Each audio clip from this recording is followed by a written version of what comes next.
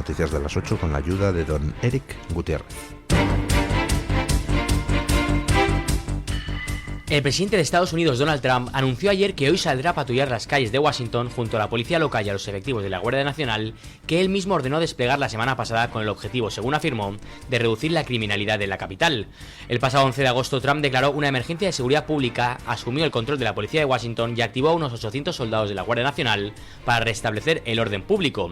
Las primeras cifras parecen avalar sus medidas, tal y como publicó el periodista David Alandet en su cuenta en X. Entre el 17 y 21 de agosto de 2023 se registraron en la ciudad 5 homicidios por arma de fuego y 33 robos a mano armada. En el mismo periodo de este año no se ha producido ninguna víctima mortal y los robos se redujeron a 3. Ninguna víctima mortal, ninguna violación y los robos reducidos a 3 frente a 33 en el mismo periodo del año 2023. Bueno, no creo que a nadie le sorprenda el asunto, ¿no? Ya sé que a mucha gente le fastidia que las cosas que hace Trump funcionen. Sobre todo le fastidia a los del Partido Demócrata americano, que son quienes mantenían a Washington como una especie de zona de guerra, y ha llegado Trump y ha dicho, pues hasta aquí hemos llegado, federalizo la seguridad y me encargo de que vuelva otra vez la tranquilidad. ¿Recuerdan ustedes lo que pasó en El Salvador con Bukele? Pues exactamente lo mismo. Llega Bukele, dice, estado de excepción, a tomar por saco, cárcel de alta seguridad, y empiezo a detener pandilleros como si no hubiera un mañana. Y funciona. Ahora El Salvador, pues es más seguro, San Salvador es más seguro que Estocolmo. En Washington, pues resulta que ahora se puede caminar por las calles sin que te asesinen o sin que te violen. Porque es que es de cajón. Si tú usas las fuerzas del orden para mantener el orden, pues se mantiene el orden. Si tú renuncias a mantener el orden, pues claro, toman las calles los asesinos, los violadores, los narcotraficantes, los ladrones. Normal.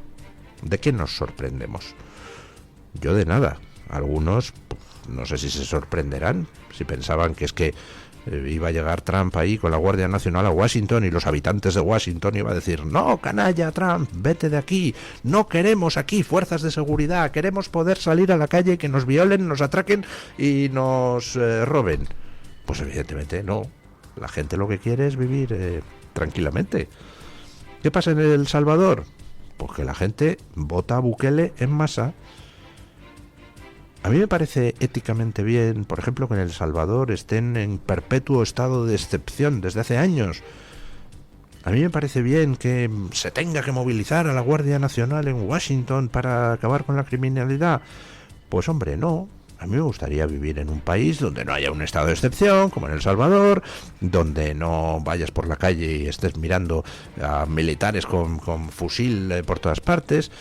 Claro, pero si lo que me dan a elegir es o estado de excepción, o te atracan, violan, pegan con un palo y rajan con una botella rota, o militares en las calles como en Washington, o te atracan, violan, pegan con un palo y rajan con una botella rota, pues oiga, en fin, prefiero ver a los militares de la Guardia Nacional por las calles de Washington y prefiero que en el país instauren un estado de excepción para acabar con los pandilleros. Se ha llevado a las sociedades occidentales hasta unos extremos completamente demenciales. Se ha llevado a las sociedades occidentales a tener que elegir entre o mano dura, que puede ser más allá de lo razonable, o las calles de la ciudad son la jungla y como salgas a la calle, pues tú mismo, bajo tu responsabilidad. Pues hombre, si me dan a elegir entre esas dos cosas, pues me quedo prefiero una calle segura. Y luego ya hablaremos de cómo normalizar las cosas. ¿Qué tal si empezamos a arreglar los temas antes de que sea necesario sacar ejércitos a las calles ni instaurar estados de alarma? Digo yo, vamos, hemos vivido muchos años en Occidente sin necesidad de tener el ejército en la calle o estados de alarma. Y, hombre, pues no te iban por la calle violando, asesinando, atracando y pegando. Luego, entonces se puede hacer, ¿verdad? ¿Y cómo hemos permitido que las cosas llegaran hasta este punto? Bueno, pues entre otras cosas poniendo a delincuentes en los gobiernos, porque ahí tiene toda la razón Bukele. Cuando los delincuentes campan a sus anchas en un país es porque los cómplices de los delincuentes están en el gobierno. Tiene toda la razón. Si tú pones a ladrones, a corruptos, a amigos de narcos a gobernar, pues los delincuentes se hacen con la calle, por supuesto, y son impunes. En fin, hablando de delincuentes, ya saben ustedes que que Estados Unidos, pero también Ecuador y también algún otro país sudamericano han incluido al Cártel de los Soles en la lista de organizaciones terroristas y además señalando a Maduro como jefe del Cártel de los Soles. Bueno, pues Vox está pidiendo en Europa que se meta en la lista de organizaciones terroristas al Clan de los Soles dirigido por Maduro. Escuchen. Vox ha reclamado que la Unión Europea incluya el denominado Cártel de los Soles, estructura vinculada a mandos militares venezolanos y acusada de controlar parte del tráfico de drogas en la región, dentro de la lista de organizaciones terroristas. El partido sostiene que la convivencia entre el régimen y esta red criminal refuerza la necesidad de una respuesta firme de Europa ante las operaciones del chavismo en el exterior. Por otro lado, según fuentes del sector energético, Estados Unidos ha retomado las importaciones de petróleo venezolano tras 3 meses de suspensión en paralelo a un refuerzo de su presencia militar en el Caribe. Chevron continúa siendo la única petrolera estadounidense autorizada para operar en Venezuela, lo que le concede un acceso privilegiado en un contexto marcado por los altos precios de la energía. El suministro no se produce como una compraventa convencional, sino como parte del mecanismo para saldar la deuda que el régimen de Nicolás Maduro mantiene con la compañía. Ayer se conocía la noticia de que 2 barcos petrolíferos, dos petroleros cargados de hidrocarburos de petróleo pesado venezolano habían atracado en costas americanas, 2 petroleros de Chevron, y entonces la gente en las redes pues se hacía la pregunta, pero ¿y esto? ¿Pero no está acumulando Estados Unidos tropas en las costas venezolanas? ¿Cómo se come entonces que vuelva a comprar petróleo a Venezuela? No, la noticia no es así. No está comprando petróleo a Venezuela. Ya saben ustedes que Estados Unidos dijo, a partir de ahora bloqueo de las exportaciones de petróleo de Venezuela. Ninguna empresa está autorizada a comprar petróleo venezolano o a participar en su distribución. Y las empresas que lo hagan se enfrentarán a sanciones de Estados Unidos. Y por ejemplo, pues Repsol ha tenido que dejar de operar con Venezuela debido a esa amenaza de sanciones. Cuando Estados Unidos amenaza con sanciones comerciales, no lo hace a humo de pajas. Pero entonces, inmediatamente después, Estados Unidos dijo, Chevron queda autorizado durante 3 meses a traer petróleo de Venezuela. Y todo el mundo dijo, ¿pero qué es esto? ¡Qué escándalo! Y ahora, cuando se ha sabido que 2 petroleros de Chevron han atracado en puertos americanos trayendo petróleo de Venezuela, todo el mundo ha dicho, ¿pero cómo se come esto con el envío de buques de guerra a Venezuela? O sea, envías buques de guerra, pero le compras petróleo a Maduro. No, vamos a ver, la razón por la que Trump le permitió a Chevron seguir operando durante 3 meses y la razón por la que Chevron ha traído 2 petroleros desde Venezuela cargados de petróleo venezolano es muy simple. Y es que el gobierno venezolano debía dinero a Chevron, alrededor de $3.000 millones el año pasado. Con lo cual, cuando Trump dijo bloqueo petrolífero a Venezuela, no se permite que salga petróleo de allí, Chevron dijo, oye Trump, yo no es que quiera vender petróleo venezolano, pero es que me debe el gobierno venezolano $3.000 millones y la única manera que tiene de pagármelo es en petróleo. Entonces, permíteme que saque petróleo para cubrir mi deuda. Y eso es lo que permitió Trump. Y por eso Chevron está sacando petróleo de Venezuela, no porque esté Estados Unidos comprándole petróleo a Venezuela, sino simplemente porque Chevron se está cobrando la deuda.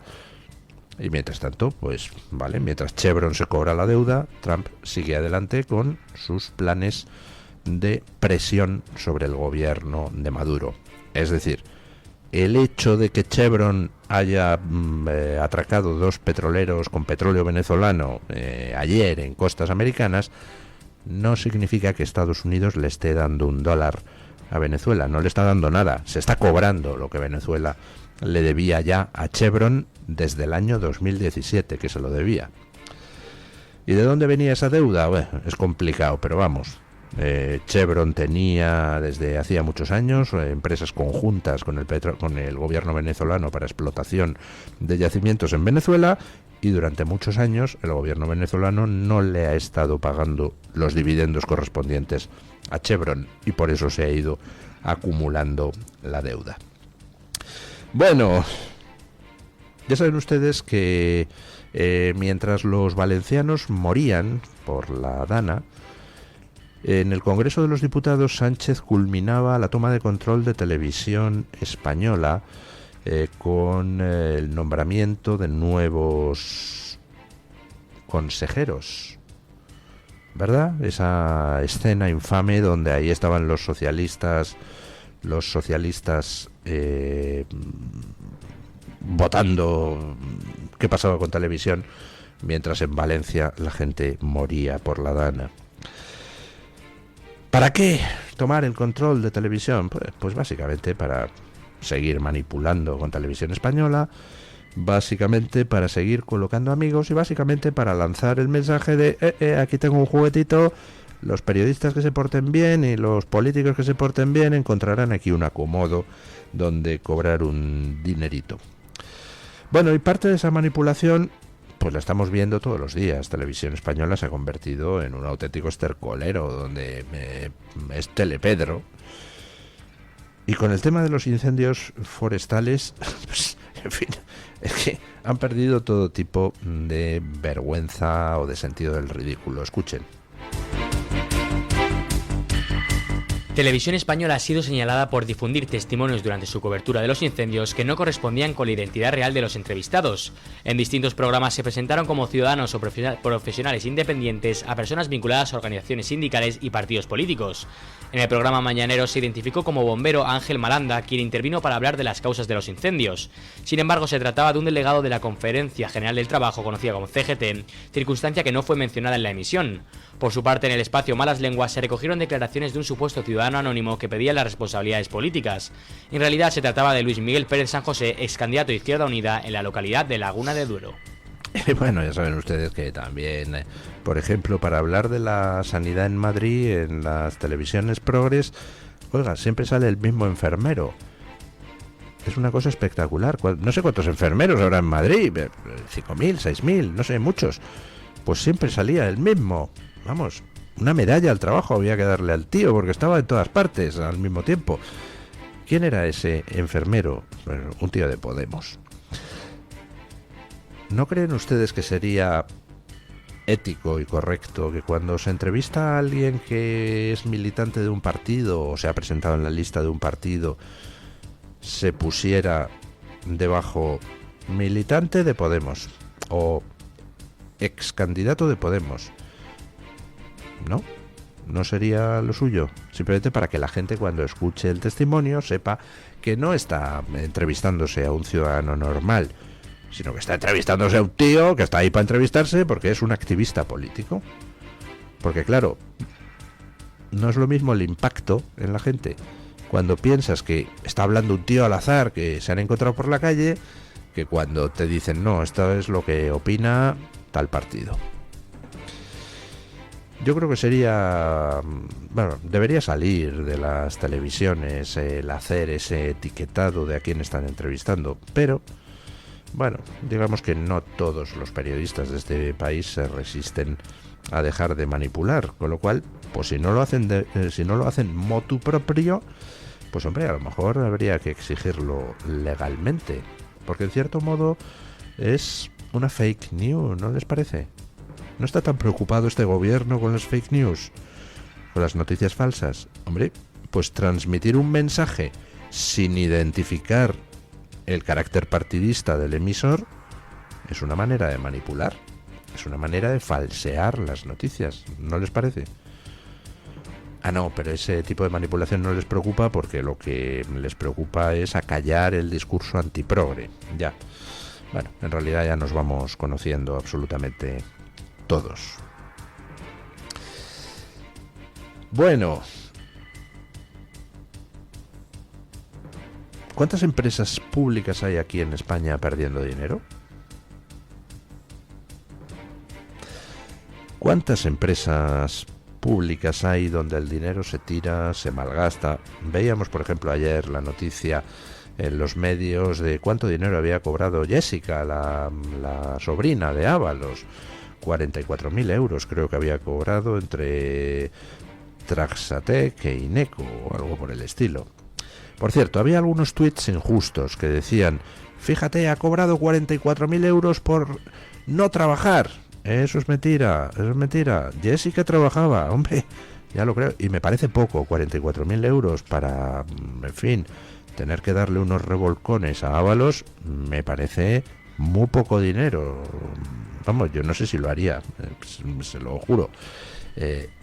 Trabajar trabajaba. Hombre, lo que no trabajaba eran las empresas que le pagaban, pero vamos, trabajaba y era un trabajo duro, ¿eh? Bueno, ¿cuántas empresas públicas hay aquí en España deficitarias por la mala gestión, el nepotismo, la corrupción pura y dura? Pues muchas. Y en Argentina, donde mandaban los peronistas desde el año de la polca, pues también una de esas empresas deficitarias era Aerolíneas Argentinas.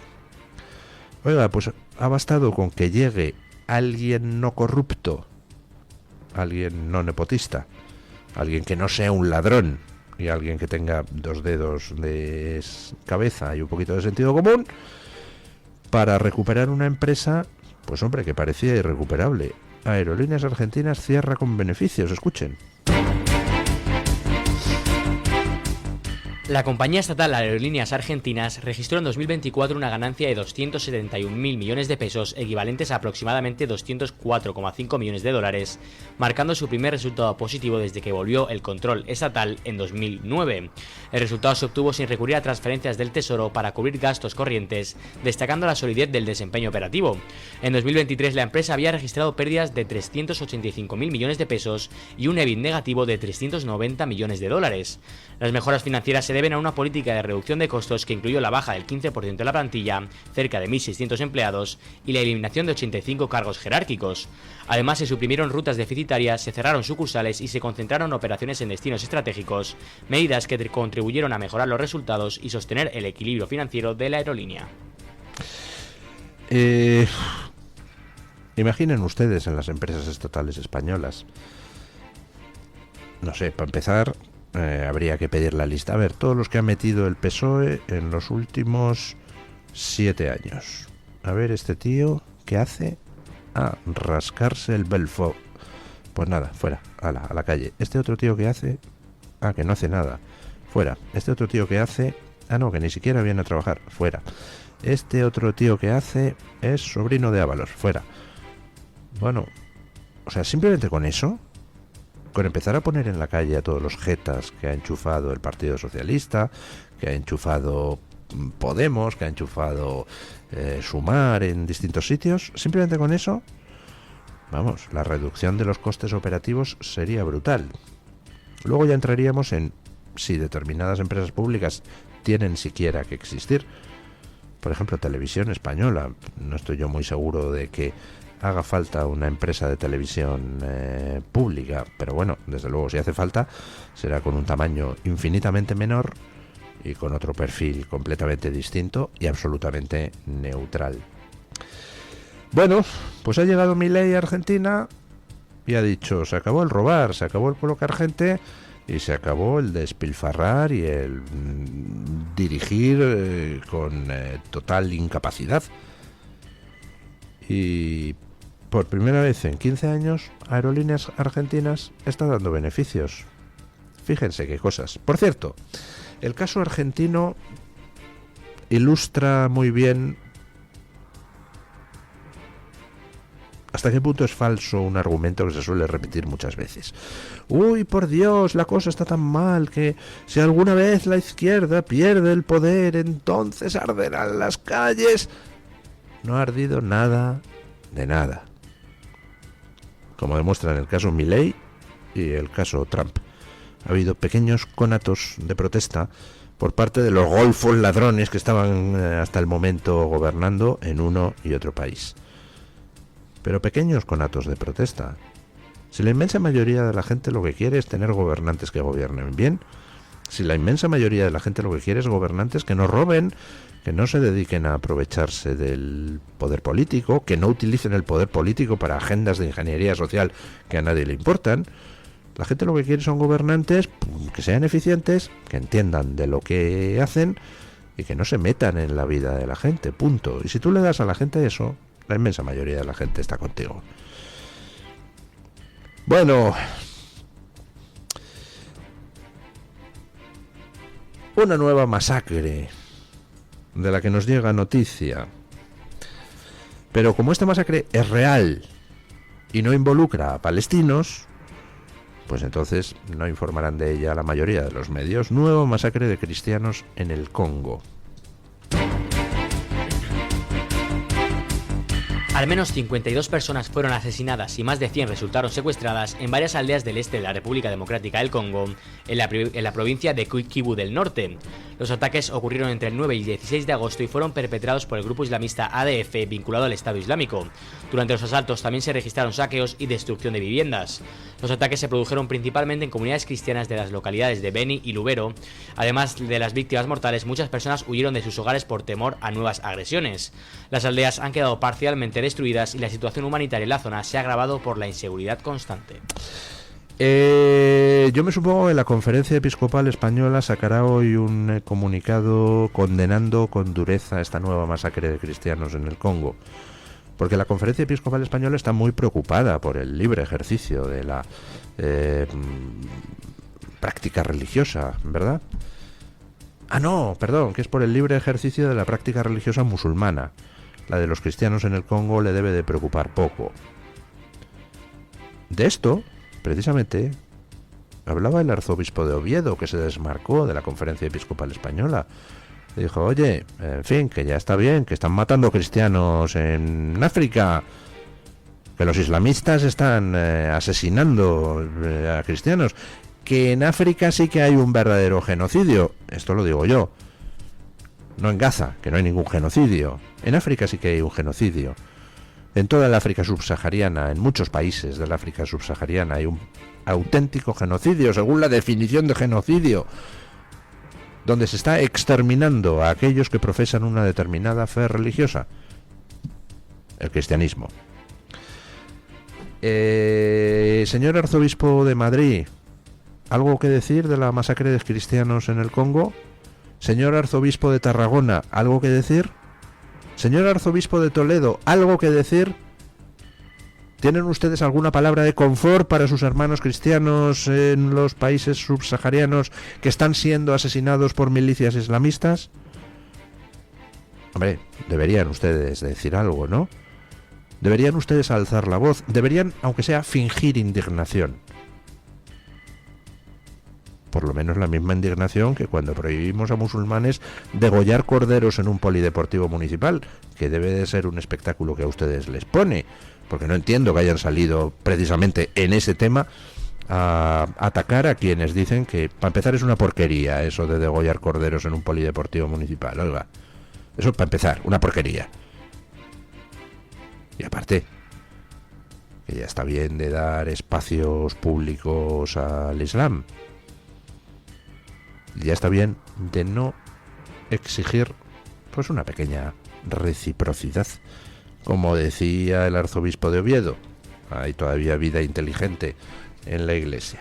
Bueno, vamos con don Williams Perdomo para que nos cuente qué trae hoy Voz Media en portada. Buenos días, don Williams. Muy buenos días, amigos de Mañanas en Libertad. En Voz seguimos informando sobre las noticias más importantes de Estados Unidos y el mundo. En esta ocasión encontrarán que la directora de Inteligencia Nacional, Tulsi Gabbard, presentó un plan de transformación que reducirá el tamaño de la oficina del director de Inteligencia Nacional en más del 40% antes de que termine el año. La medida, que busca eliminar duplicidades y acabar con lo que calificó como una estructura inflada, supondría un ahorro superior a los $700 millones anuales para los contribuyentes. Entre tanto, una corte de apelaciones falló desestimando la enorme multa por fraude civil que había sido impuesta al presidente Donald Trump tras haber sido demandado por el estado de Nueva York por haber presuntamente exagerado su patrimonio. Un panel de 5 jueces de la División de Apelaciones del Estado dijo que el veredicto que le costaría a Trump una multa de más de $500 millones era excesivo y que violaba la 8ª enmienda de la Constitución. Y finalmente contarles que la Corte Suprema de California rechazó los intentos de los republicanos de detener el plan de redistribución de distritos del gobernador Gavin Newsom. Los legisladores republicanos argumentaron en una demanda presentada el lunes que la medida electoral del demócrata no había sido publicada con la antelación suficiente para cumplir con los requisitos de notificación pública establecidos en la Constitución del Estado. Sin embargo, la Corte consideró que los republicanos no han cumplido con su obligación de establecer una base para la exención en este momento bajo la Constitución de California. Estas y otras noticias las pueden encontrar en nuestra página web voz.us y nuestras distintas plataformas digitales. Muchísimas gracias, don Williams. Vamos con Deportes en Libertad.